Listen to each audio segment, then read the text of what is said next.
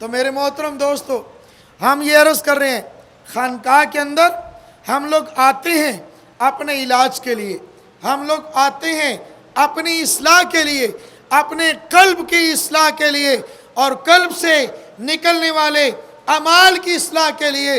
تو میں تمام دوستوں سے گزارش کرتا ہوں، جیسے ہمارے حضرت ہم سے پہلے فرما رہے تھے کہ زندگی ایک اس کے اندر کیا ہے، تقوی کا نام ہے۔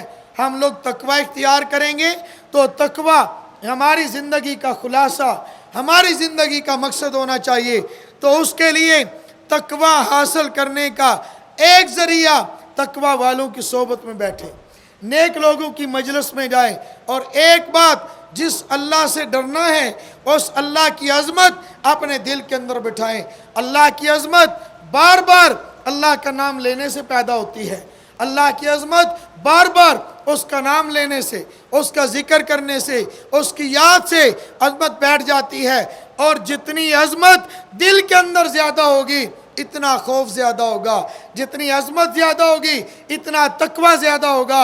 اللہ تعالیٰ مجھے بھی آپ کو بھی یہ 2-4 باتیں عرض کی ہیں، اس پر عمل کرنے کی توفیق عطا فرمائے۔ وآخر دعوانا ان الحمد للہ رب العالمین۔